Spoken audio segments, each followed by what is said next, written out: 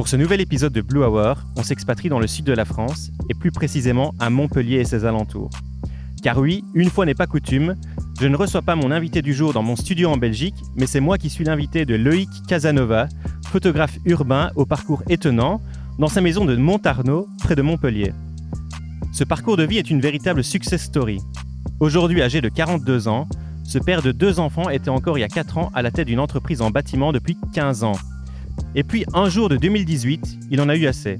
Assez de cette vie professionnelle qui ne lui faisait plus sens. Alors qu'il n'avait jamais touché un appareil photo de sa vie, c'est pourtant vers cet art qu'il va se diriger. Aujourd'hui, Loïc est déjà un photographe accompli et reconnu. Son premier livre est sorti en 2019, il enchaîne les expositions et surtout, après moins de 4 ans de carrière, il vit déjà pleinement des ventes de ses tirages d'art et aussi d'autres formes d'art. Un sujet dont il sera question avec lui dans cet épisode.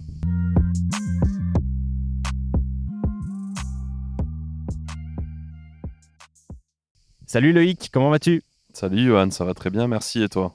Écoute, je ne peux que très bien aller dans cet environnement, dans ce cadre idyllique. Merci de me recevoir chez toi, ici à Montarnot. On est ravis de vous recevoir ici et pour nous, c'est que du plaisir.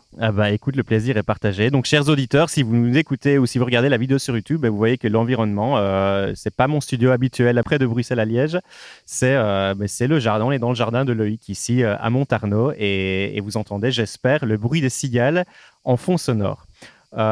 Écoute, Loïc, merci encore une fois de me recevoir. Est-ce que l'introduction là, que je viens de faire colle à comment toi tu te vois comme artiste et photographe ? Parfaitement, c'est exactement ça. Autant dans l'aspect de changement de profession que dans la démarche artistique. J'ai rien à rajouter, honnêtement, c'était bien schématisé. Ton parcours est assez étonnant parce que tu as un gars qui travaille dans le BTP et qui du jour au lendemain décide de tout plaquer ou quasi pour finalement se consacrer à une vie d'artiste. Tout à fait, disons que le métier dans le bâtiment, c'est quelque chose qu'on fait de génération en génération dans ma famille. Comme j'ai pas eu un parcours scolaire très bon, j'ai rapidement, pour gagner de l'argent, travaillé dans ces métiers-là qui étaient accessibles pour moi. Ça m'a permis de gagner ma vie, de nourrir ma famille pendant un certain temps. Et puis, un jour, la démarche artistique m'a rattrapé. J'ai eu besoin de m'exprimer et j'ai abandonné cette activité pour me consacrer uniquement, dans un premier temps, à la photographie. Tiens, est-ce que tu penses que le fait, comme tu viens de l'expliquer, d'avoir pu subvenir aux besoins de ta famille pendant plusieurs années, 15 ans, est-ce que ce petit coussin financier, j'imagine que tu t'es mis de côté pendant ces années-là, t'a aidé à sauter le cap ? Est-ce que si tu avais juste fait 1 an dans le bâtiment et que tu n'aurais pas peut-être économisé autant, est-ce que tu aurais pris la même décision ou tu penses que vraiment ça a été mûrement réfléchi et facilité par ça ? Oui, je pense que ça aide, bien sûr, d'autant que c'est une configuration générale qui permet de prendre une décision. Si on imagine que j'avais pas eu ce coussin financier ou que j'étais pas propriétaire de ma maison ou que j'avais pas d'enfant, je sais pas dans quelle démarche je serais parti, mais honnêtement, je pense que le besoin de s'exprimer est quand même plus fort que tout. Et dans tous les cas, il se serait passé quelque chose. C'est ça, ouais. Ça, c'est certain. Et il s'avère que ça a été la photo. Et il s'avère que ça a été la photo, par hasard, honnêtement. J'avais pas prévu de me recycler dans cette démarche artistique. Honnêtement, je pense qu'au départ, j'avais même pas prévu de me recycler dans une démarche artistique. Je me voyais peut-être partir sur des formations et faire vraiment un autre métier. J'avais pensé à la psychologie, il y avait plein de choses qui m'attiraient. Okay. Mais un jour, c'est arrivé de façon assez étonnante. J'ai commencé à regarder autour de moi et j'ai vu des images. Et je me suis dit, tiens, c'est marrant parce que finalement, ces images me parlent, je pourrais les retranscrire. Et c'est l'appareil photo qui est venu se mettre entre ces images et moi, finalement, qui m'ont permis de retranscrire ces images-là. J'ai fait quelques tests de reconversion professionnelle aussi, et le métier de photographe était sorti à plusieurs reprises, oui. Tiens, comment ça se passe cette thèse? Parce que j'allais te poser la question, évidemment, en me documentant sur toi, je suis tombé sur un autre podcast où tu étais intervenu et où tu expliques notamment que tu avais fait ces tests. C'était quoi, des tests de reconversion? C'était des tests. Tout à fait, c'est des tests gratuits qu'on trouve sur Internet qui sont très complets.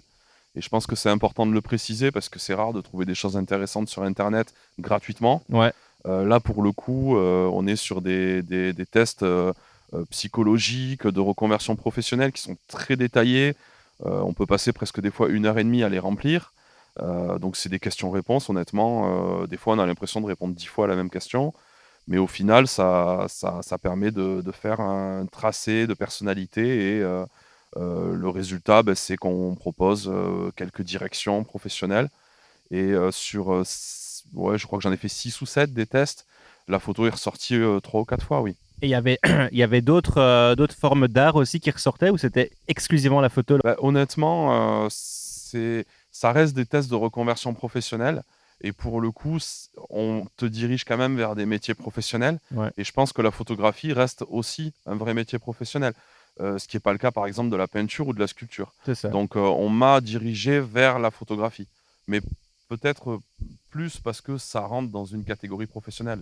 Donc, finalement, tu t'es pas retrouvé face à un conseiller en orientation. C'est juste une démarche que tu as faite toi-même chez toi sur ton ordinateur. Et puis voilà, ces tests t'ont sorti cette proposition Oui. et l'idée a commencé à germer dans ta tête, quoi. Oui, parce que je suis autodidacte en fait et j'essaye, dans une grande majorité des cas, de faire les choses moi-même. Hmm. D'apprendre de mes erreurs, évidemment derrière de modifier et d'évoluer en fonction des résultats que j'ai eus. Et ça a été le cas aussi pour les tests de reconversion professionnelle. J'ai pas eu besoin de faire appel à qui que ce soit. J'ai préféré les faire de façon autonome. Je l'explique dans l'introduction que tu n'avais jamais touché un appareil photo de ta vie avant 2018, avant ce jour où tu décides de, bah tiens, je vais me lancer comme photographe. J'avais jamais touché à un appareil photo de ma vie. C'est ça. Ma maman, par contre, elle, a eu pendant des années, quand on partait en vacances, cette passion de la photographie. Donc, elle avait toujours un appareil autour du cou. Elle prenait des photos de vacances relativement classiques, hein, comme le font souvent les gens quand ils partent en vacances. Mais on était quand même à l'époque sur de l'argentique. Donc, voilà, elle aimait ça. C'est la question que j'allais te poser, c'est est-ce que finalement la photo a quand même eu une place dans ta vie plus jeune ou est-ce que en plus de jamais avoir eu toi-même un appareil photo, est-ce que tu découvrais vraiment l'art de la photo aussi en 2018? Ça m'a jamais vraiment passionné avant 2018. Ok, Voilà, ma mère faisait quelques photos, mais honnêtement, j'étais pas plus attiré que ça par cet art. Et je me suis vu même à une certaine période presque m'interdire de faire des photos, même avec mon téléphone, parce que je voulais vivre les choses pleinement et je trouvais que ramener des images, c'était pas forcément. Donc, je suis presque allé dans un sens contraire en fait à une certaine période. ouais, Et au final, en 2018, je suis tombé dedans, quoi. c'est ça. C'était à l'instant T, on va dire, une passion parce que c'était à ce moment-là qu'il fallait que ça se déclenche, je pense. Et puis, est-ce que tu peux nous parler de ce début de cette période de transition? Donc, une fois que tu prends la décision, une fois que tu achètes ton premier appareil photo, comment est-ce que tu professionnalises si rapidement? Parce que honnêtement, ta nouvelle carrière, ça a été fulgurant, quoi. C'est-à-dire que très vite, un an et demi après, tu bossais déjà sur ton premier livre. Oui, alors là, après, c'est une question de personnalité, je pense. Venant d'un milieu très professionnel et étant entrepreneur pendant plus de 15 ans, 18 ans même, je pense que j'ai gardé ces réflexes, en fait, d'efficacité au travail. Et du coup, j'ai un côté aussi un peu extrémiste dans ma démarche du quotidien, dans tous les domaines. Donc, quand j'ai en tête une idée et que je me dis, bon, je me lance dans la photo, je crois que le premier mois, j'ai pris plus de 10 ou 12 000 clichés. Hmm. Donc, Ah ouais. c'était presque abusif comme démarche. Voilà, j'ai un peu saoulé tout le monde autour de moi avec ça, quoi. J'avais l'appareil photo accroché autour du cou 24/24, les batteries qui se chargeaient tout le temps. Donc, toujours un peu dans l'extrême et ce besoin vraiment de réaliser quelque chose. Donc, c'est ça qui m'a poussé vraiment à aller très vite dès le début. Mais comme dans tous les domaines, honnêtement, dans le sport, je suis comme ça. Dans la vie professionnelle, je suis comme ça. Même dans ma vie personnelle, avec mes proches, j'aime bien quand ça va vite et bien, quoi. Donc il faut que ça accélère, que c'est ma nature. Hier soir, quand on parlait en off, là, tous les deux, tu me parlais de la notion de défi aussi que tu t'es Oui, lancé. Donc, tout à fait, tu as vraiment vu ça comme un défi. tout à fait. En fait, je ressens du plaisir à- même face à la difficulté, en fait. Je pense que comme un sportif, comme un passionné de montagne, comme tous ces gens finalement qui aiment se dépasser, je trouve que la vie, elle est passionnante à partir du moment où chaque minute compte et que on rencontre des choses difficiles sur son chemin. C'est des portes qu'il faut arriver à pousser. Quand je me suis lancé dans la photographie, honnêtement, je pense que ce qui m'a le plus surpris, c'est que les gens ont beaucoup rigolé autour de moi. Et ils m'ont dit, mais toi, t'es un malade, tu crois quoi? Tu crois qu'à 42 piges, tu vas réussir dans ce domaine alors que t'as des mecs, ça fait 15 ans qui cravachent. Et je pense que c'est ça qui m'a motivé surtout. C'est vraiment cette idée de dire, ah ouais, c'est difficile, bah, j'y vais à fond. Alors, tout est possible. Je pense que honnêtement, tout est une question d'envie et de volonté. Hmm. Donc, à partir du moment où même si on n'a pas d'expérience et qu'on est novice et qu'on sait qu'on va prendre des portes dans la gueule parce que c'est le cas, que ça va être difficile parfois, je pense que c'est ça aussi qui motive beaucoup. Et c'est une forme de dépassement de soi. Et moi, c'est comme ça que je me sens vivre, en fait. Honnêtement, la vie, je la vois comme ça, comme quelque chose de difficile et d'agréable en même temps. Ouais, très bien. Euh, bon, bah, c'est pas parce que je suis pas dans mon studio que je vais pas te poser la question que je pose à tout le monde. Je demande à tous les invités que je reçois de nous présenter une photo qu'ils ont prise, hein, et une photo qui leur tient à cœur. Voilà, de quelle photo est-ce que tu veux nous parler? Quelle photo veux-tu présenter? Bah, la plus parlante, pour moi, ça reste ma toute première photographie que j'ai fait la toute première sortie photo avec mon épouse Audrey, que tu connais, puisque je te l'ai Bien sûr, ouais. présentée et qui est ici avec nous. Très sympathique. Voilà. Et donc, ça a été mon premier modèle, ça a été ma première mise en scène, ça a été aussi mon premier noir et blanc. On était dans un endroit très urbain, puisque c'était un tunnel sous une autoroute, un passage d'eau, en fait, qui avait été graffé. Donc, quelque chose de très urbain. Il y avait de gros contrastes, puisque forcément, tous les photographes savent que dans un tunnel, ben, quand on photographie, on a ce soleil qui vient de l'extérieur et donc ça permet d'avoir des contrastes forts. J'ai aussi passé 48 heures à modifier cette photo sur Photoshop. Donc j'ai appris Photoshop sur cette photographie. Ok. Ah oui, c'était un peu l'idée aussi parce que j'avais envie d'apprendre tout seul. Donc j'ai fait plein de trucs, plein d'erreurs. Je suis revenu 50 fois dessus. J'y connaissais rien au calque, j'y connaissais rien à rien d'ailleurs. Et j'ai appris comme ça. Et au final, cette photo, on retrouve dans cette image, détail par détail, encore du travail que je fais aujourd'hui. Donc, je pense qu'elle était assez significative par rapport à ça. Et puis, forcément, le fait qu'il y ait mon épouse dessus, il y a quelque chose de très sentimental aussi. Donc, mais toutes les photographies où les modèles sont soit mon épouse, soit mes enfants, ont une importance pour moi. Et c'est ces photographies-là qui me parlent le plus, en fait, et Ok. qui me font le plus de sensations. Je t'ai demandé aussi de penser à un objet pareil qui te tient à cœur, un objet qui représente quelque chose pour toi. Est-ce que tu as quelque chose à nous présenter aujourd'hui? Honnêtement, je suis pas très matériel. Ok. Donc c'est vrai que les objets n'ont pas vraiment une importance. Sauf tes outils de travail, hein, que j'ai vu dans ton garage. Là, Les outils, j'en prends soin parce que c'est indispensable. Après, je dirais que l'objet auquel je suis le plus attaché en ce moment et qui me lâche jamais, c'est mon mug, hein. Ah ouais, le mug. Ton mug, là, du coup. Mon mug, Ton parce mug que du coup, alors mon avec ta mug, photo dessus. avec les autres, ouais, certains, j'ai gagné quelques concours qui m'ont permis d'avoir des photos gratuites pour faire des tasses, donc, enfin, entre autres. Et du coup, je suis parti sur ce délire-là. Mais honnêtement, le mug de café, en fait, c'est ce que j'ai dans la main 24 heures sur 24, en fait, hein. du matin au soir, je vais dans mon atelier, je les collectionne dans mon atelier. Voilà, je les ramène sales, une dizaine comme ça dans l'évier. Mais ça me lâche jamais. Et c'est vrai que depuis que je bosse à la maison, depuis que je suis artiste du coup et que je passe mon temps à travailler chez moi, le mug c'est devenu un peu ma Une... main est occupée C'est 24 heures ça, sur ouais. 24 avec un mug rempli de café quoi. C'est devenu Voilà une quoi. prolongation naturelle de ta main. C'est ça. Ouais. Bon, bah écoute. Alors c'est pas un objet très significatif, mais pour moi pour le coup, il m'accompagne du matin au soir. Bon, écoute, j'aime beaucoup l'idée. J'ai eu de tout, hein. J'ai eu des gens qui sont venus bah, forcément avec leur appareil photo. J'ai des gens qui ont présenté des carnets de notes. D'autres qui ont présenté. La dernière fois, c'était des lunettes de soleil. Donc, tu vois, ici, Ah bah voilà, comme voilà. Ici, quoi. on est sur un On mug a de les café. lunettes, on a le mug, il nous manque que la serviette de plage et c'est bon. Voilà. Et comme on est dans le sud, c'est parfait. Revenons un peu à ton travail et à tes photos. C'est quelque chose qui m'a assez surpris quand je suis arrivé hier chez toi. C'est que, ben, déjà, oui, je t'avais demandé si tu avais un jardin pour accueillir mon 4x4 et ma tente de toi. Donc, tu m'as dit oui.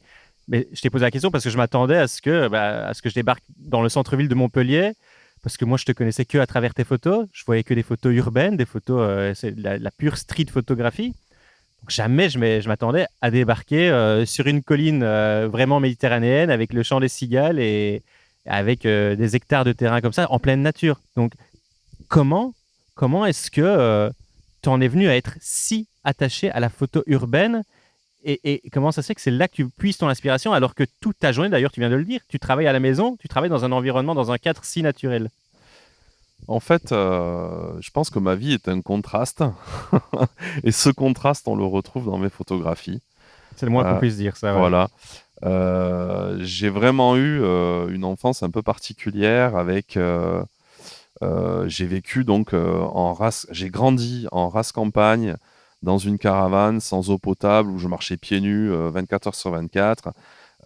Donc ça, c'était vraiment la partie maison, la garrigue, pas de voisins, la nature. Donc j'ai passé énormément de temps seul aussi, beaucoup de solitude aussi. Il y a des choses bien et des choses moins bien, mais il y a cette phase. Et puis, mes parents, eux, par contre, avaient une entreprise dans le BTP, Mhm. mais pour le coup, dans le centre-ville de Montpellier. Et c'était bien plus intéressant pour eux que que j'aille à l'école, du coup, à Montpellier, parce que bon, ils travaillaient beaucoup et c'était plus simple. Donc j'ai vécu avec ce contraste, c'est-à-dire que j'étais un enfant de la campagne et j'étais aussi un enfant de la ville. Voilà. Mes journées étaient rythmées entre le chant des cigales et le bruit des voitures. Ouais. À partir de l'adolescence, bien sûr, c'est plus la ville qui m'a attiré que la campagne, parce que honnêtement, j'avais ce besoin aussi de traîner avec mes potes. Du coup, j'ai vite fait du BMX dans les parcs. J'ai graffé avec des potes graffeurs. J'ai fait des conneries. Voilà, donc après, j'ai commencé à traîner dans les boîtes de nuit. Donc forcément, cet esprit citadin, je l'ai en fait, et je le suis à 50%. Je suis aussi à 50% un gars de la nature. Voilà. Pourquoi c'est plus l'urbain qui est ressorti dans mes photographies? Peut-être qu'au fond de moi, j'attache l'art à cette dominance artistique qui s'est plus développée chez moi quand j'étais adolescent et jeune adulte qu'enfant. Mhm. Voilà. Mais là, j'ai écrit un dernier livre qui s'appelle La tête dans les nuages et qui donc correspond à la série de photographies La tête dans les nuages que j'ai réalisé en 2019. Et là, je ne parle que de la nature, que de mon enfance, euh, que de ce que j'ai ressenti avec les nuages, le ciel, les arbres, les animaux. Donc, c'est quelque chose qui est aussi très important pour moi. Mais voilà, c'est ressorti sur de l'écriture et pas sur de l'image. Ok. Voilà. Donc, Après, La tête dans les nuages, honnêtement, la série, euh, il y a un esprit urbain, mais il y a aussi un esprit nature qui ressort et qui correspond effectivement à ce que j'étais quand j'étais enfant. est-ce que tu pourrais expliquer ou définir pourquoi c'est vers finalement de la photo urbaine que tu as été et pas vers de la photo de mariage ou de la photo d'architecture ou de la photo de portrait.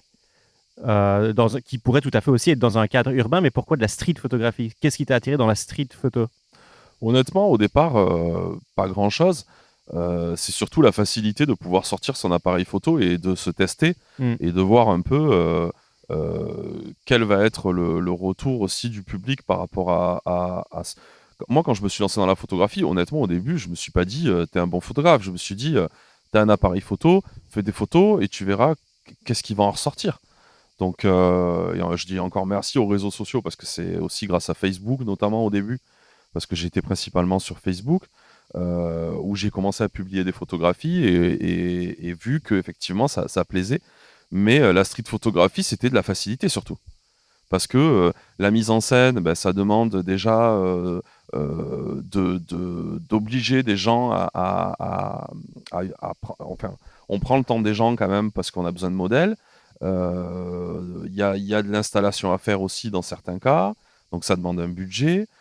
Donc honnêtement, au début, je me suis dit, bon, la photographie, la street photographie, c'est facile parce que tu peux photographier des gens dans un lieu sans avoir à leur demander à n'importe quel moment de la journée. Et j'ai trouvé que voilà, c'était... Parce que ce qui est important quand même dans ma photographie, je pense que ça, on va l'aborder, mais c'est qu'il y a toujours de l'humain. Toujours. Ouais. J'ai jamais sorti une photographie sans personnage, en fait, hein, parce que j'y suis très attaché. Et forcément, bah, le paysage, bah, il n'y a pas d'humain, donc c'était pas quelque chose qui m'attirait en soi. Donc le seul moyen de faire de la photo rapidement avec de l'humain, bah, c'est la street photographie, en fait, Ouais. honnêtement. Parce qu'après, partir en voyage, bah, c'est pareil, c'est des frais.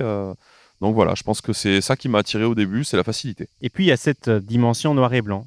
Voilà, tu l'as dit, Oui. ta vie est pleine de contrastes, tes photos aussi, mais le contraste peut se créer aussi en couleur.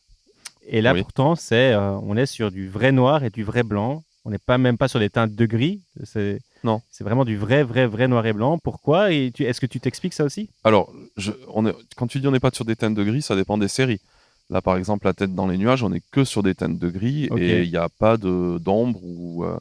Et là, la dernière série sur laquelle je travaille, Droit dans le mur, pareil, on n'est pas sur des forts contrastes non plus. Au début, les forts contrastes, je pense que c'est ce qui m'a attiré surtout, c'est de voir peut-être ce que je voyais pas auparavant, avant d'être photographe. Je me suis quand même rendu compte que finalement, il y avait des ombres qui étaient incroyables, qu'il y avait des contrastes, notamment dans le domaine architectural, grâce au soleil ou grâce aux couleurs qui sont employées sur certains immeubles. Ça donnait des forts contrastes et c'est ça qui m'a attiré honnêtement. J'en ai fait une série au début, mais c'était pas volontaire. Je me suis lancé là-dedans. J'ai vu que c'était aussi les photos qui plaisaient beaucoup. Donc ça m'a aussi attiré parce que je me suis dit, tiens, ça c'est bien, les gens aiment bien, donc c'est bien de creuser aussi là-dedans. Je me suis lancé dans ces forts contrastes parce que ça m'a plu visuellement, honnêtement. Voilà. C'était pas volontaire. De toute façon, je pense qu'il n'y a aucun photographe qui les premiers mois de sa carrière, fait les choses volontairement, ou alors ça doit être très rare. Mmh. Et moi, ça a été le cas aussi, hein, honnêtement. Alors, effectivement, c'est vrai que j'ai commencé à me stabiliser au bout de 5-6 mois, mais pour ça, il a fallu que je passe par... Au début, je faisais de la couleur, je faisais plein de choses. Et quand cette série en noir et blanc a commencé à sortir du lot, je me suis concentré dessus. T'as jamais rien posté en couleur, hein? Si. Ah, t'as quand même fait de la couleur. J'ai une série en couleur qui s'appelle la série Miroir, qui est visible sur mon site, qui est une série de photos miroirs, c'est-à-dire des flaques d'eau, des reflets, beaucoup de reflets en fait. Ouais. Hein, c'est que des reflets d'ailleurs. Ouais. Ça m'a aussi attiré au tout début de ma carrière photographique, en même temps que le contraste. Donc c'est des séries qui sont arrivées en même temps. Je shootais énormément, hein, énormément. Donc j'avais de la production au taquet. Et c'est vrai que ces deux séries sont arrivées en même temps. Après, la série en noir et blanc, je l'ai mis plus en avant parce qu'elle me plaisait plus. Et elle a eu aussi beaucoup plus de succès vis-à-vis du public. Et aussi lors de mes premières expos, quand j'ai dû les vendre. Est-ce que tu as essayé de poster aussi, de partager aussi tes photos en couleur auprès du public sur Facebook ou sur Instagram? Et est-ce que tu aurais aperçu que, bah, tu viens de l'expliquer, oui, que les photos noir et blanc marchaient mieux que les photos en couleur? Ou tu as posté que les photos en noir et Je blanc? postais tout au début. Ok. Honnêtement, l'idée c'était de voir la réaction des gens et ça m'a permis aussi de me guider moi par rapport à mon. Je pense que la notion aussi de travail qui plaît, elle est importante aussi, en tout cas pour moi. Je pense que c'est important le regard des autres, en tout cas. J'y suis attaché depuis tout jeune. Donc, du coup, je postais tout au début et puis j'ai fait mon tri comme ça en fonction aussi des résultats que les photos elles avaient. Mais il y avait aussi un besoin que ça me plaise à moi aussi, hein, notamment. Et les groupes sont sur Facebook qu'on ne retrouve pas sur Instagram parce que c'est vraiment des groupes où on publie des photographies dans des domaines très street photographie Les et groupes thématiques. des thématiques, c'est ça. Ouais. Et quand j'ai posté mes photos en noir et blanc sur ces sites de street photographie en noir et blanc, elles ont très vite rencontré un succès. Donc, je pense que ça m'a aussi dirigé un petit peu par rapport à ça. Ça t'a boosté, ça t'a donné confiance en toi, Oui. en ton travail, et Tout à tu fait. t'es dit, il y a quelque chose à creuser, quoi. Tout à fait. Tout à fait. Est-ce que très rapidement, ou même peut-être au début, à la prise de décision, là, où tu te dis, je vais devenir photographe ou je vais essayer quelque chose dans la photo, est-ce que le but de la finalité, c'était de vendre ton art ou c'était peut-être d'aller chercher des clients un peu plus professionnels, corporate? C'était par rapport à la finalité professionnelle, c'était quoi ta démarche et ton but? Bon, c'était un peu flou au début. Euh, J'avais vraiment envie de créer des œuvres d'art. Donc c'est vrai que je voyais ça comme quelque chose d'artistique au début. Mais en même temps, j'avais aussi le transformer en professionnel. Et j'ai eu des propositions pour ouvrir un studio sur Montpellier avec un ami photographe qui, lui, pareil, avait fait pas mal de street photographie, pas mal de voyages aussi. Et il avait ce projet vraiment d'en faire son métier. Et on était très motivés tous les deux, donc on s'est lancé dans ce projet. On a créé un studio dans le centre-ville de Montpellier. Et au bout de quelques mois, je me suis rendu compte que les contraintes en fait imposées par le métier professionnel de photographe me convenaient pas et limite presque même me, euh, me gâchaient un petit peu l'esprit artistique en fait que j'avais envie de développer dans la photographie. Donc il y a ça et puis il y a aussi le fait que je sortais d'un milieu professionnel que j'avais envie de laisser derrière moi. Donc ça faisait plusieurs éléments qui m'ont pas permis de continuer dans cette voie-là, en fait, et plutôt de rester sur un domaine artistique. Et donc finalement, essayer tout simplement de vendre ton art à ceux qui l'aiment et ce à travers des expositions, à travers des galeries d'art. C'est ça. Et pourtant, jamais à travers tes propres moyens de diffusion, jamais sur ton propre site. La partie vraiment numérique de l'image me gêne un peu. C'est vrai que comme je suis très attiré par la matière, en fait, j'ai besoin de toucher, sentir, vraiment de voir les choses avec une matière très définie. Et l'esprit numérique, on ne retrouve pas ça.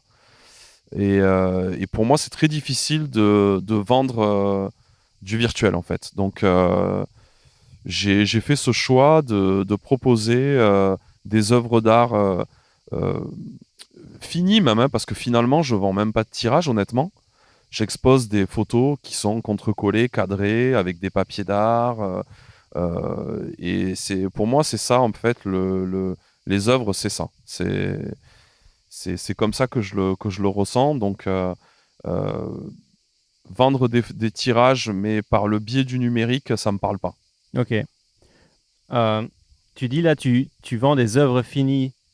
Ça veut dire que typiquement, je vais dans une galerie, je vois l'œuvre qui est exposée, je peux l'acheter, ok. Mais si je la veux dans un autre format, si je ne le veux pas sur du Dibond, que je veux l'encadrer, le papier encadré, ou si je la veux en plus petit, tu refuses? C'est possible. Ah, c'est possible. Non. Okay. En fait, l'avantage de la photographie, c'est qu'on a la possibilité effectivement d'avoir plusieurs exemplaires.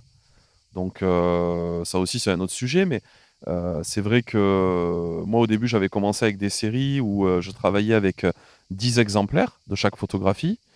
Et en gros, c'est des numéros. C'est des numéros qu'on possède.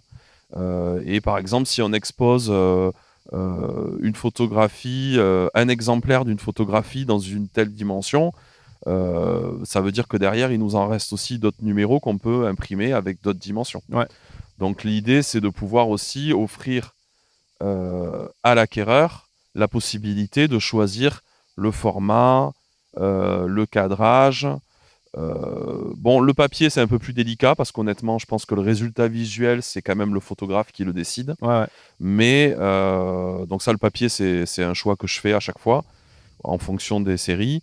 Mais après, oui, évidemment, la taille et le cadrage, ça reste un choix de l'acquéreur. Bien sûr. Parlons de cet aspect tirage d'art vente de tirage d'art plutôt, qui fait donc partie intégrante de ta vie d'artiste et de photographe.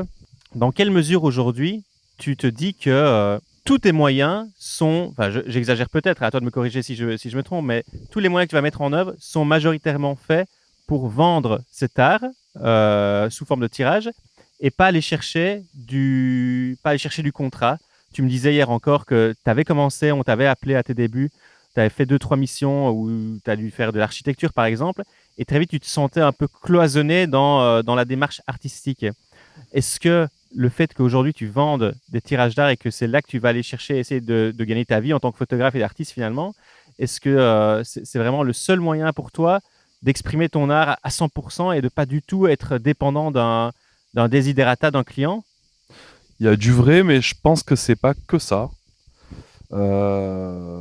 C'est souvent un positionnement de carrière, je pense. C'est-à-dire que en fonction de où on se retrouve dans sa carrière artistique, on a la possibilité d'imposer son style ou pas. Quand on est en début de carrière et qu'on veut, par exemple, on a une demande pour un contrat, que ce soit du privé ou du professionnel, de l'architecture par exemple, on est vite confronté au fait que le client veut les photos qu'il a envie d'avoir, en fait. Hein. Honnêtement, c'est ça. Le style de l'artiste, bon, il aime bien les photos, mais honnêtement, lui, il s'en fout. Lui, ce qu'il veut, c'est avoir le résultat qui lui convient. Je pense que la démarche est très différente, par exemple, si on fait appel à un photographe artiste réputé, qui va peut-être travailler pour une marque, par exemple. Je donne un exemple comme ça. Où là, on va dire, lui, il a un style qui me plaît. Je veux que ma marque soit mise en avant par le style de ce photographe. C'est très différent, finalement. C'est quelque chose qu'on peut obtenir, mais après un certain nombre d'années de notoriété, ainsi de suite. Donc, c'est pour ça, moi, que j'ai beaucoup refusé au départ de travailler sur des contrats professionnels de photographie pour une simple et bonne raison, c'est que j'avais vraiment peur de cette démarche où je me sentais cloisonné euh, parce que je ne pouvais pas imposer mon style. Par contre, je trouve ça génial de pouvoir travailler en collaboration avec une marque ou avec un professionnel dans n'importe quel domaine, à partir du moment où il vient vers l'artiste parce que c'est lui, parce que c'est ce style-là qu'il veut, parce que il va pas lui demander de faire ce que lui il a envie, il va lui demander de faire ce que l'artiste fait au quotidien. Donc Voilà. à terme, tu serais ravi d'avoir ce genre de collaboration Ah oui, bien avec sûr. des marques qui font appel à toi parce qu'elles aiment vraiment ton style et la touche Loïc Casanova. Oui, d'autant plus que comme j'ai un esprit quand même très professionnel, je sais être dans les délais, je sais. Je viens d'un métier de service, moi. Mm. Donc, que le client content, c'est un peu la base de ce que j'ai vécu pendant des années. Donc, oui, au contraire, je serais ravi de pouvoir travailler avec des professionnels. Ça a été le cas, par exemple, j'ai travaillé avec un promoteur immobilier qui a pignon sur rue dans la région héroltaise, qui m'a contacté parce qu'il voulait réaliser des photographies pour décorer l'intérieur d'une résidence qui venait de sortir de terre. Et pour le coup, j'avais carte blanche, j'ai pu travailler en noir et blanc, j'ai pu travailler avec Audrey comme modèle parce que ça me convenait comme ça. Voilà, j'ai eu aucune restriction finalement par rapport à ce travail. Ils ont été ravis du résultat et au final, on a fait une expo permanente dans les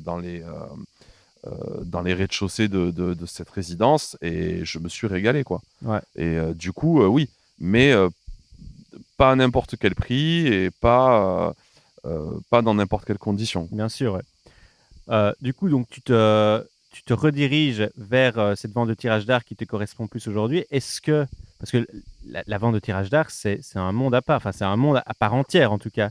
Est-ce que tu t'es un peu documenté sur les pratiques? Je te pose la question pourquoi? Parce que je connais énormément de photographes qui vont aujourd'hui vendre du tirage d'art qui ne va pas spécialement être ni signé ni numéroté. Ils vont le vendre en édition euh, illimitée parce qu'ils commencent, parce qu'ils ne se sentent peut-être pas légitimes. Et toi, au contraire, dès ta première année ou deuxième année, tu étais déjà sur des éditions très très limitées. Aujourd'hui, tu me parles de peut-être faire des tirages à 3 exemplaires maximum. Du coup, ben, les prix vont avec aussi.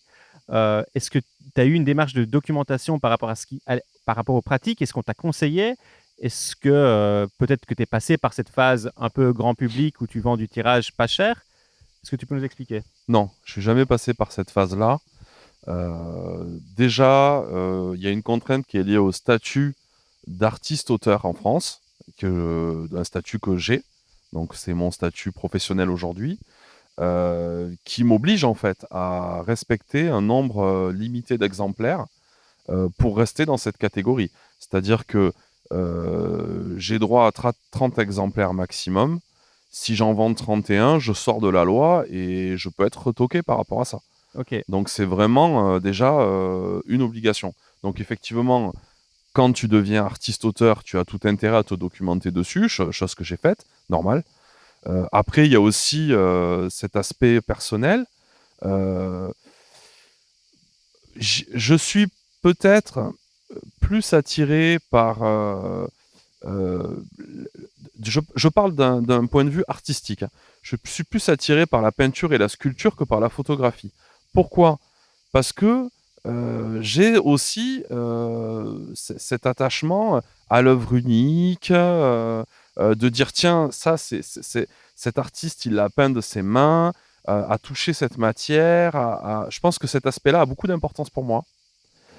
Et je me suis toujours mis dans ce positionnement de me dire ok, je fais de la photo, mais je la fais comme un peintre. Hmm.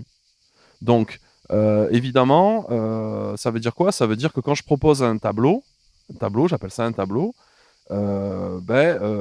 l'idée, c'est quand même de rester dans un nombre d'exemplaires restreint parce que il y a cette idée que l'acquéreur, il a besoin aussi peut-être d'avoir quelque chose un peu d'unique. Et pourquoi pas le faire qu'un tirage unique alors? Alors, le tirage unique, c'est compliqué. Il y a plusieurs raisons à ça. La première, c'est que je veux, moi, garder toujours un tirage parce que je me dis, fin de carrière, je ne sais pas quand est-ce que ce sera, ça peut être demain comme dans 30 ans, mais si un jour je veux faire une exposition, une rétrospective ou autre, j'ai envie de pouvoir exposer même mes premières photos. Hmm. Donc ça veut dire que déjà, il y a un exemplaire que j'ai besoin de garder. Et ensuite, il y a forcément aussi un aspect financier. La production aujourd'hui se limite à une série de 20 photographies par an. Si demain je vends que des œuvres uniques, à ce moment-là, mais les prix, ça va être explosif. Et là, pour le coup, j'ai pas la notoriété suffisante pour vendre à ces prix-là. C'est ça, ouais. Mais c'est pas dit que j'y vienne pas par la suite. Si avec beaucoup de chance et d'énergie, j'arrive à obtenir un développement de carrière suffisant. En tout cas, ça aurait du sens dans ta logique, quoi, de potentiellement 5-10 ans ne vendre que du tirage unique. Parce qu'il me semble, contrairement à ce que tu viens de dire, je ne suis pas sûr, il faudra vérifier, mais il me semble que l'artiste a quand même le droit de garder une copie d'artiste, un tirage d'artiste, en plus du tirage unique ou pas. Hein. Il me semble que tu... Oui, il y a on appelle ça des épreuves d'artistes ou effectivement tirage d'art, tirage d'artiste. Ouais. Après, je trouve que ça fait beaucoup de choses très différentes qui ont à la fin plus de sens. Les épreuves, je suis d'accord parce que c'est vrai que quand on fait un tirage, c'est là qu'on se rend vraiment compte. D'ailleurs, ça permet de revenir sur le sujet du numérique. Tant que tu n'as pas tiré ta photo, les défauts, tu les vois pas. Honnêtement. Ouais, c'est vrai. Honnêtement. C'est vrai. Et moi, des fois, on m'a tiré des photos, j'ai dit: «Ouh là là, ah ouais, j'ai laissé ça, j'ai maltraité ça», et tu reviens finalement sur ta photo. Donc les épreuves, oui, ça peut être important. Après, honnêtement, est-ce que moi je les garde? Oui, je les garde, mais qu'est-ce que j'en ferai plus tard? J'en sais rien. C'est pas ça que je vais exposer. Moi, j'ai envie d'exposer un vrai tirage fini qui correspond à ce que j'ai vendu. Et puis je pense qu'il y a une notion aussi de numérotation. Voilà, on a envie d'avoir un numéro à soi qu'on a gardé et qui aura peut-être beaucoup plus de valeur plus tard aussi, qui permettra de voir aussi un peu sa retraite aussi. Donc, bah, c'est clair, non, ouais, ça c'est évident. Mais donc là, actuellement, tu vends des tirages en 7 exemplaires, de 1 à 7, le numéro 1 ou le numéro 6, j'en sais rien, tu le gardes pour toi. Et puis tu en Non, vends c'est le 6 numéro autres. 7 que je garde pour moi parce Ok, que c'est mon chiffre porte-bonheur. tu gardes le 7, et donc numéro 1 à 6, tu les mets en vente. C'est comme ça que tu procèdes. Oui, c'est ça. Ok. Après, la numéro 1, on sait que ça a plus de valeur, donc il Ouais. y en a qui la demandent, il y en a d'autres qui s'en foutent. Ouais. Donc voilà, honnêtement, je la vends pas plus cher parce que c'est la numéro 1. Est-ce que tu procèdes comme beaucoup de photographes font, moins il reste de tirages, plus tu augmentes le prix? Non. Même prix, mais tu aurais déjà vendu 6 exemplaires, il en resterait, bah, du coup 5 exemplaires, Non. il resterait plus que le 6 et le 7. Le 6e, Non. c'est le même prix que le C'est le numéro. même prix. Ouais. Je vois pas pourquoi j'arnaquerais le dernier acquéreur par rapport au premier. Ça n'a pas de sens. Pour moi, je vois ça comme ça. J'aurais l'impression, si on me le faisait, de dire ah bah tiens, et vu qu'il n'y en a plus, tu vas le payer plus cher, quoi. Non, je trouve ça, non, c'est. Bah, tu payes la rareté du coup. Ouais, mais la rareté, je pense que chaque tirage a la même valeur. Honnêtement, bon là on parle de 7, là je réfléchis à 3, tu l'as dit tout à l'heure. 3 exemplaires, ça veut dire 2 exemplaires vendus, un exemplaire pour moi. La rareté, elle y est, quoi. Je veux dire, je vais pas vendre le deuxième plus cher que le premier parce que le premier est vendu, non. Ouais. Moi, à mon sens, c'est pas logique. Mais après, chacun voit sa façon de faire, quoi. Ça ne se voit pas que dans le domaine photographique. Tu prends par exemple certains magazines. Moi, je suis un passionné de magazines photo notamment. Des fois, j'ai envie d'aller racheter des vieux numéros parce que des fois, souvent même, quand je découvre un nouveau magazine, j'ai envie d'acheter toute la collection. Ouais, je comprends. Tu vois, Je suis un peu comme ça, moi aussi. voilà, tu t'en sors plus. Du coup, tu dis, ah ouais, putain, j'adore ce magazine. Tu vas acheter le numéro un tel d'il y a 10 ans. Et puis le site sur lequel tu peux l'acheter va te dire, bah écoutez, il ne nous reste plus que 2 exemplaires de ce numéro-là d'il y a 10 ans. Et du coup, ils vont pas te le vendre 10 euros, ils vont te le vendre des fois 50, 100 euros, quoi. Bah, tu vois, c'est intéressant ce que tu dis parce que c'est toi finalement qui amène la réponse à la question. Est-ce que moi j'ai envie de mettre la photographie au niveau Une marchandise. d'une marchandise comme pourrait l'être un magazine? Non. En fait, je pense que l'acquéreur, celui qui va t'acheter une œuvre parce que c'est ton œuvre, t'as intérêt, enfin, le respect que tu lui dois, il est aussi important que le respect que tu dois à l'autre. Et si ta photographie, c'est une marchandise, à ce moment-là, effectivement, tu peux augmenter les prix quand il n'y en a plus.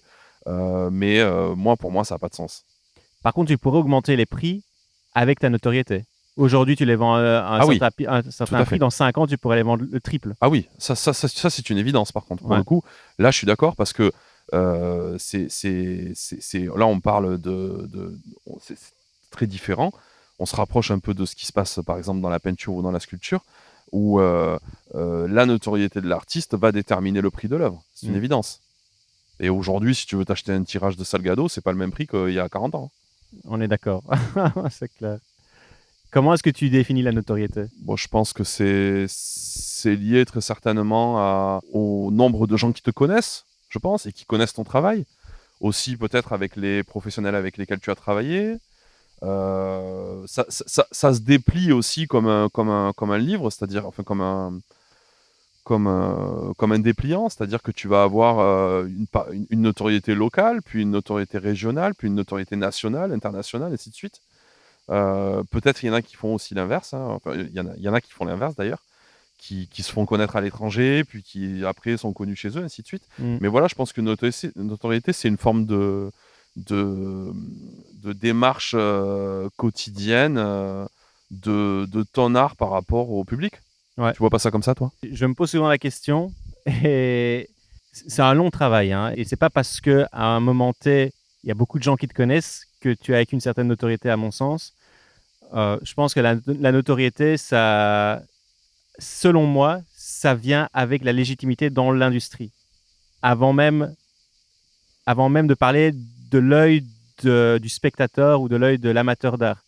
Je pense que si tu es reconnu dans l'industrie par tes pairs et que ceux-ci parlent beaucoup de toi et qui te, en bien ou en mal d'ailleurs, hein, à partir du moment où on parle de toi, c'est que tu as une certaine notoriété déjà. Alors là, je pense que tu as acquis une certaine crédibilité et légitimité pour déjà gonfler tes prix auprès de tes clients, pour gonfler potentiellement tes prix auprès de tes tirages d'art, c'est une chose. Donc ça, c'est une chose, la notoriété au sein de l'industrie.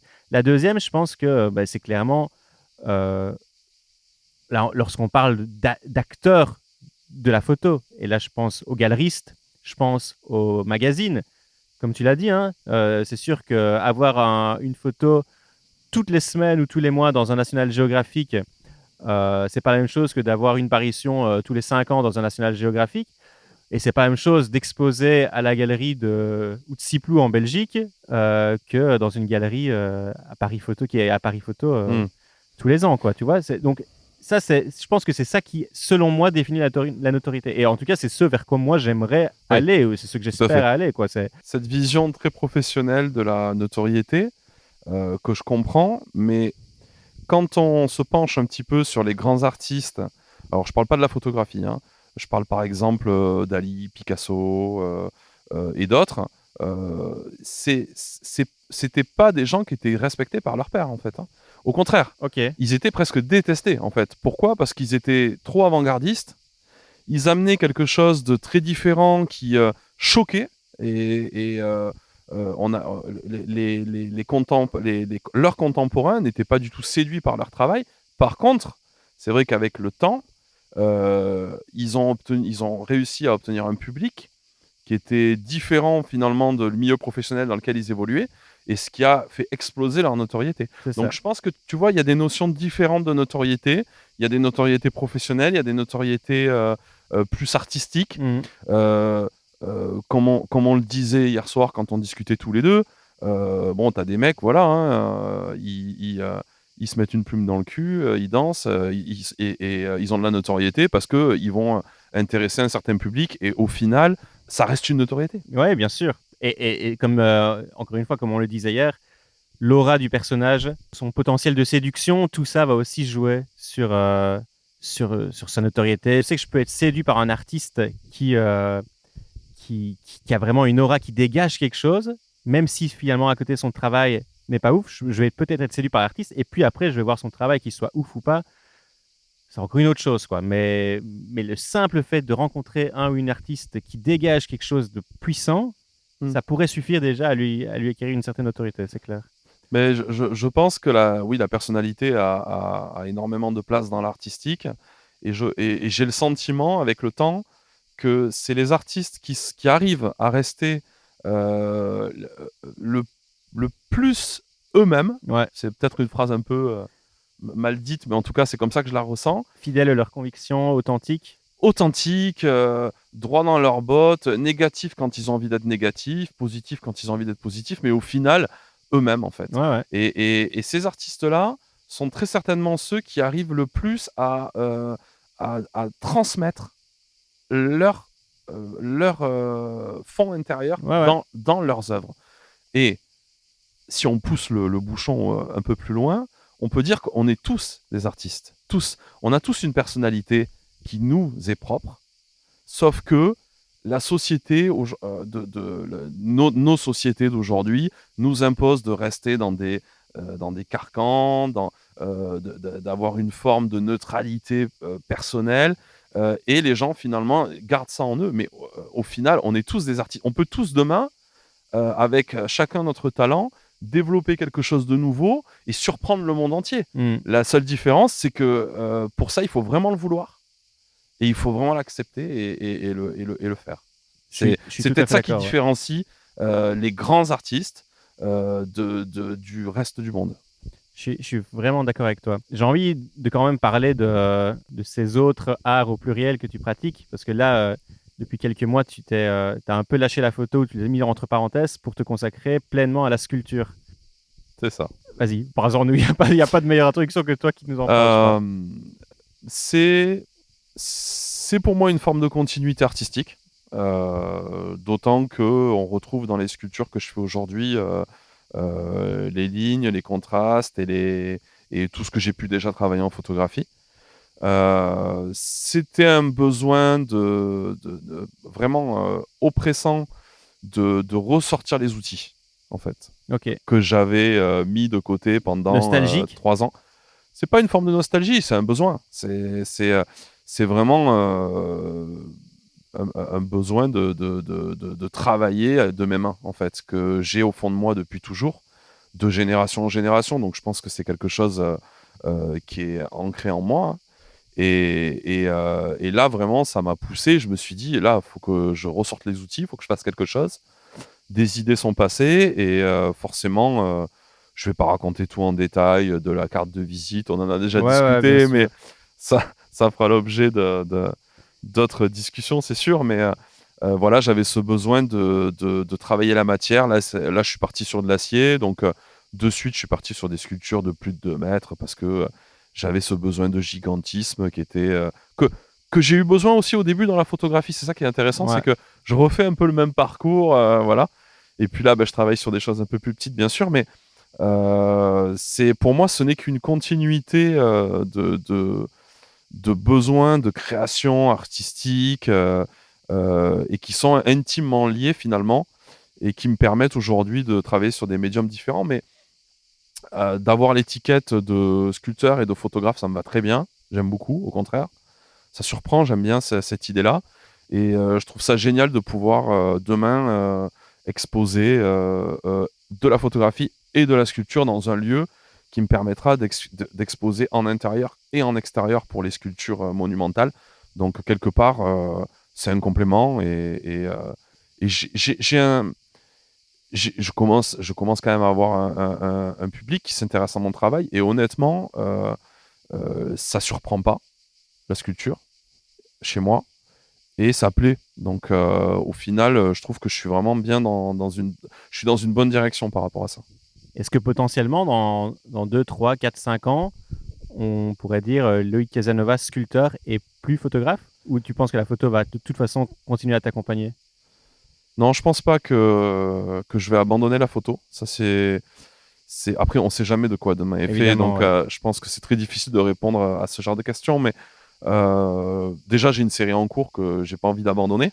Donc, je sais que je vais retravailler dessus dans pas longtemps. Très certainement, quand la saison aussi va changer, parce que là, faire des mises en scène en extérieur avec la chaleur qu'il fait, c'est compliqué. Donc, voilà, ça correspond aussi à cette dimension-là.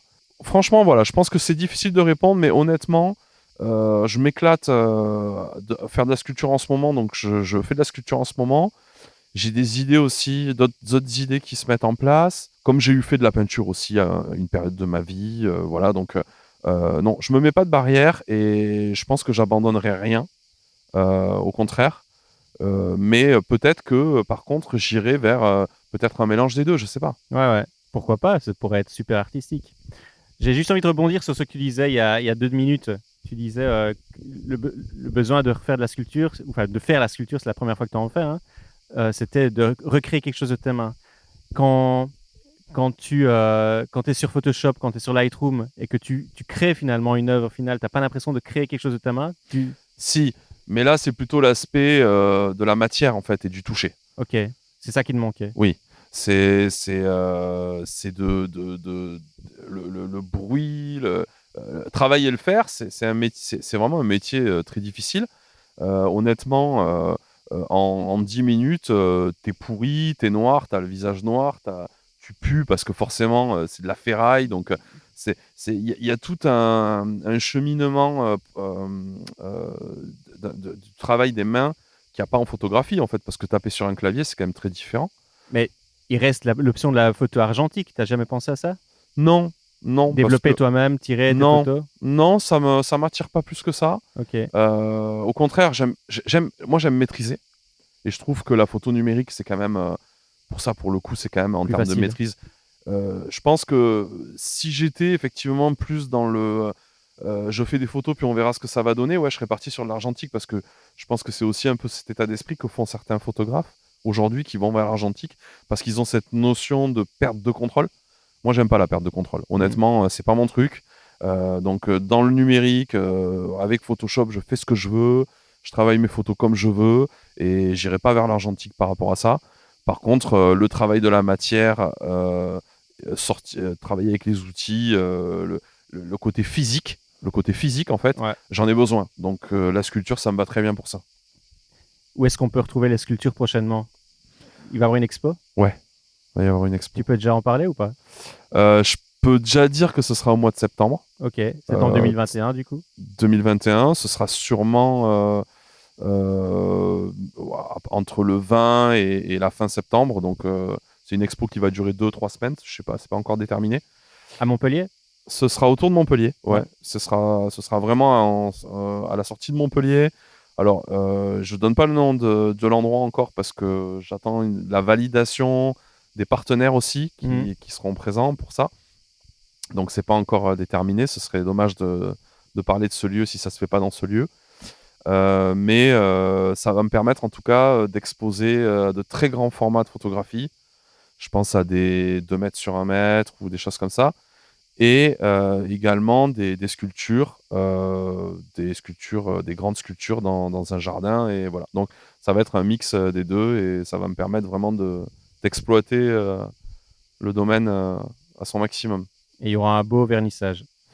Et il y aura très certainement un beau vernissage. Il y aura peut-être aussi un finissage, je ne sais pas exactement. Ouais. On va faire la fête plusieurs fois, ça c'est sûr. L'idée, c'est quand même de partager au maximum. Le lieu est accessible au public, mais reste privé. Donc, je pense qu'il y aura des permanences aussi, quelques permanences pour pouvoir présenter le travail à des gens qui ne veulent pas forcément venir déjeuner sur place parce que c'est un endroit où on peut déjeuner, dormir. Enfin, voilà. C'est pas encore tout déterminé, mais en tout cas, ce sera assez ouvert. C'est sûr. Génial. Ouais. Bah, écoute, j'ai hâte de voir ça, le Ouais. résultat final. Ouais, parce que ça fait un petit moment quand même qu'on galère Ah ouais. avec le Covid. Donc, honnêtement, la rencontre avec le public, c'est important. Faire des grands tirages, c'est important. Voir le résultat aussi d'une exposition, la scénographie. Moi, c'est des choses auxquelles je suis très attaché. Et depuis 1 an et demi, voilà, c'est la galère, quoi. Donc là, très, très, très impatient de pouvoir remettre ça. Eh ben, génial. Voilà. Merci beaucoup. Où est-ce qu'on te retrouve sur les réseaux? Loïc Casanova? On va principalement sur Instagram. Après, j'ai un site web où je mets voilà, les séries en cours. Il n'est pas toujours à jour forcément comme tous les artistes, mais Instagram, ça reste mon support le plus efficace. Voilà, moi, je suis pas très réseau, donc du coup, je fais un effort considérable pour rester présent sur Instagram, mais voilà, on me retrouve ni sur Facebook, j'y suis plus. On me retrouvera sur aucun autre réseau social, quoi. Donc Instagram majoritairement. Ouais, Instagram majoritairement, voilà, j'ai un moyen de communication, ça fonctionne très bien pour l'instant, donc je reste là-dessus. Parfait, nickel. Bon, bah, Loïc, un tout grand merci encore pour le podcast, pour cet accueil ici chez toi. Et chers auditeurs, j'espère que cette émission avec Loïc Casanova vous a plu. Si c'est le cas, n'hésitez surtout pas à laisser une note, un avis positif sur Apple Podcast. Ça aide énormément à la visibilité et à nous faire connaître autour de vous. Un tout grand merci et à la prochaine. Ciao. À la prochaine, merci. Au revoir.